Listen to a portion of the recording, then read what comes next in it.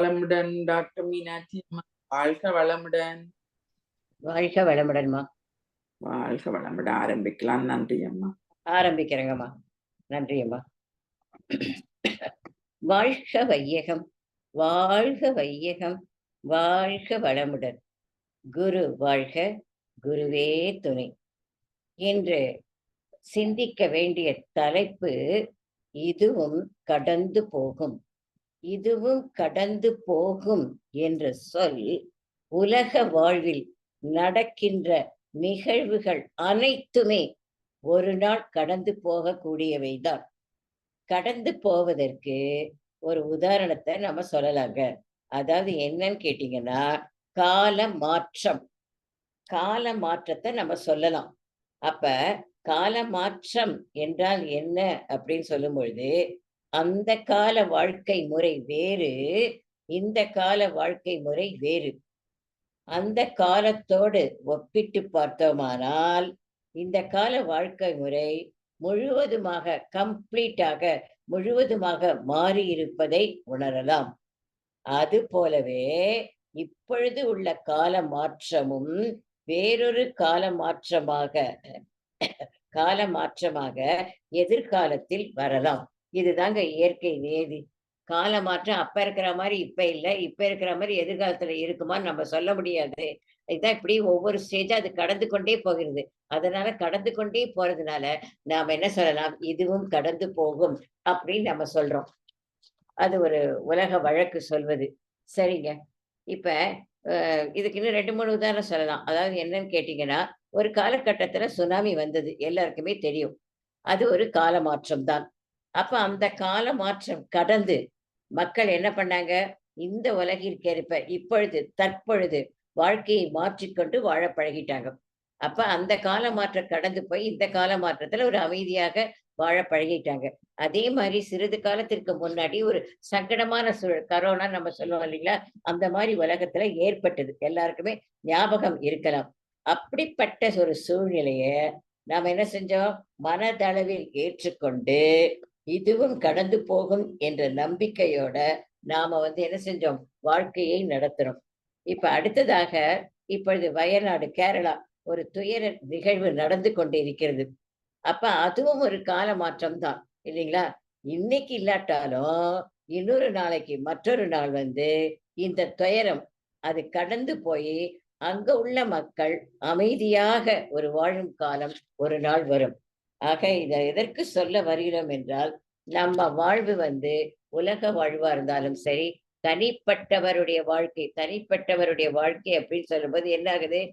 அதாவது என்ன? இன்பம் போய் துன்பம் வருது. துன்பம் போய் இன்பம் வருது. இப்படிதான் மாறி மாறி வரும். ஒரேடியா பிறந்ததிலிருந்து அப்படியே தொடர்ந்து இன்பம் இருப்பதில்ல. அதே மாரி பிறந்ததிலிருந்து துன்பம் அப்படியே இருக்கிறதில்ல. மாறி மாறி வரக்கூடியதுதான் வாழ்க்கை. அப்ப இன்பம் கடக்கிறது, துன்பம் வருகிறது. துன்பம் கடந்து போகிறது, இன்பம் வருகிறது. அதனால எந்த வாழ்வுல எது வரணும், எந்த துன்பம் வந்தாலும் சரி, மகிழ்ச்சி வந்தாலும் சரி, எது வரினும் எது வந்தாலும் ஒரு நாள் கடந்து போகும் என்ற ஒரு நம்பிக்கையோடு நாம் இருத்தல் வேண்டும். சலித்துக் கொள்வதோ, வேதனைப்படுவதோ, கவலைப்படுவதோ, இப்படி துன்பம் வந்து விட்டதே, எப்பொழுது கடந்து போகும்? இத்தனை நாளைக்கா நம்ம துன்பத்தை அனுபவிச்சிருக்கோமே, வருடக்கணக்கா அனுபவிச்சிருக்கிறோமே, அப்படிலாம் சரிக்காம, இதுல ஒரு நம்பிக்கையை நாம ஏற்படுத்தி கொண்டு, நிச்சயமாக எதுவா இருந்தாலும் சரி, இன்பமா இருந்தாலும் சரி, துன்பமா இருந்தாலும் சரி, கடந்து போகக்கூடியதுதான் உலக நியதி, இயற்கை நியதி. அத நம்பிக்கையோடு நம்ம வாழ்க்கையை நாம் நடத்த வேண்டும். இத ஒரு கதை மூலமா விளக்கலாம். என்னன்னு கேட்டீங்கன்னா, ஒரு மன்னர். அந்த மன்னரோட சபையில ஒரு முனிவர் வந்திருக்கார். அவர் என்ன பண்றாரு, மன்னர்ட்ட ஒரு ஓலையை குடுக்குறார். ஓலையை குடுத்துட்டு, "இத பத்திரமா வச்சுக்கோங்க. அப்ப இத இப்பொழுதெல்லாம் பிரிச்சு படிக்காதீங்க. ஏதேனும் ஒரு சந்தர்ப்பம் உங்க வாழ்க்கையில வரும். இன்பமோ, துன்பமோ ஏதேனும் ஒரு சந்தர்ப்பம் வாழ்க்கையில வரும். அப்ப என்ன பண்றீங்க? அத பிரித்து படிச்சு என்னன்னு புரிஞ்சு கொள்றீங்க." அப்படின்னு சொல்லிட்டார். போயிட்டார் சபைய விட்டு.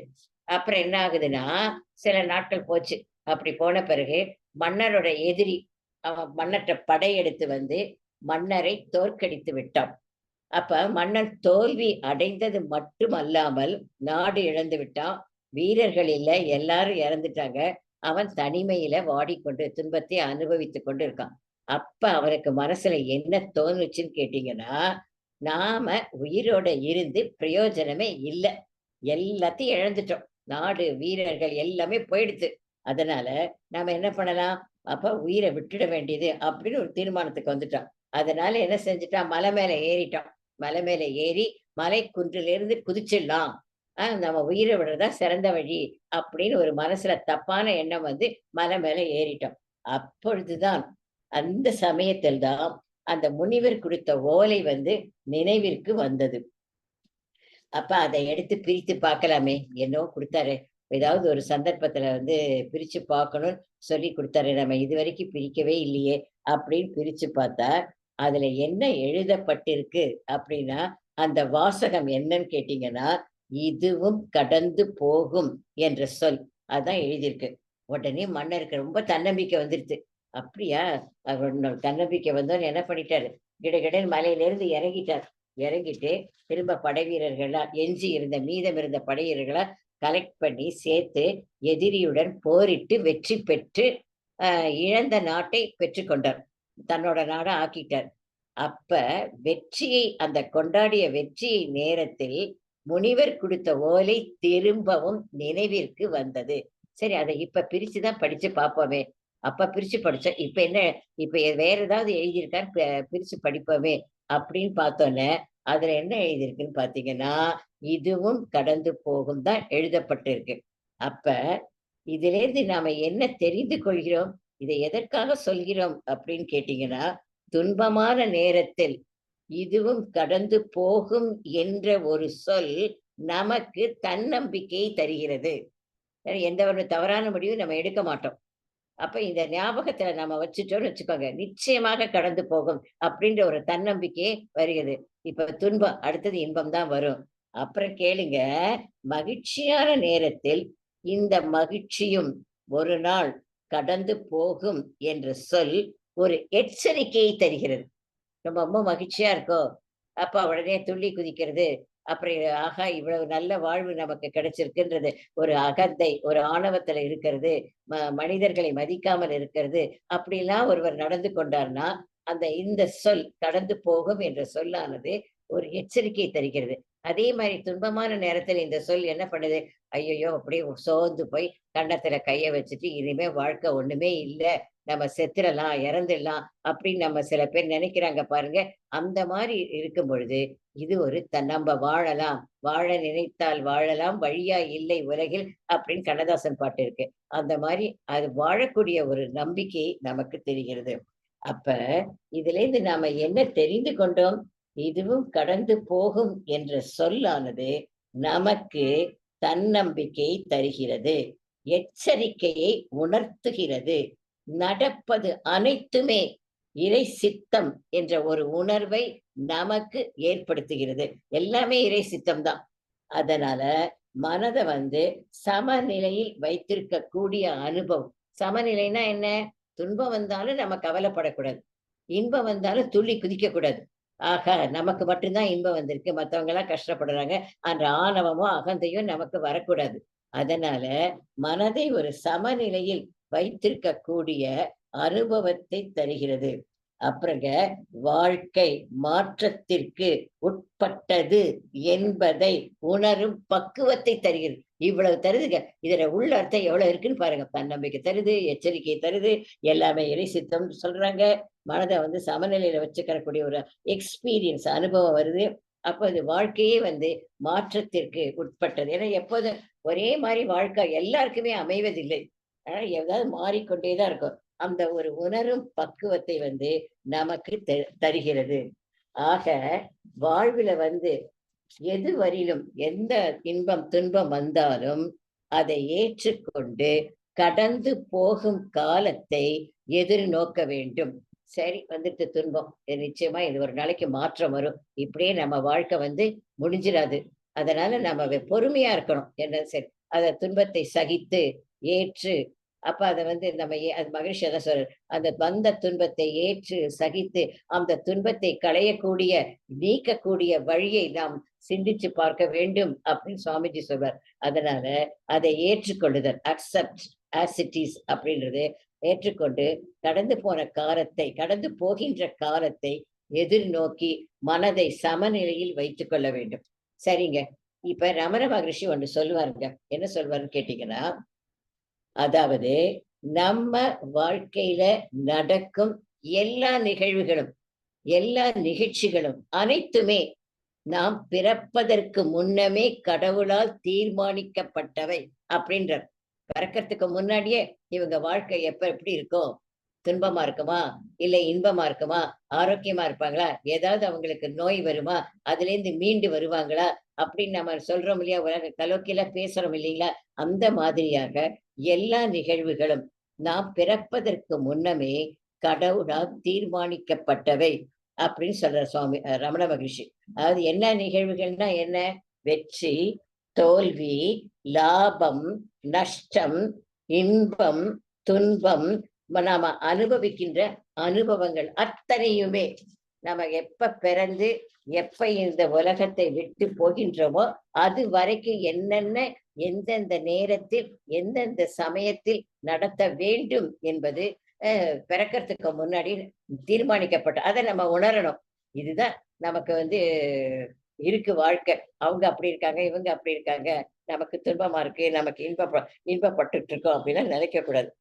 அதனால மனதை எப்பொழுதுமே நாம அமைதி நிலையில் வைத்திருக்க வேண்டும்.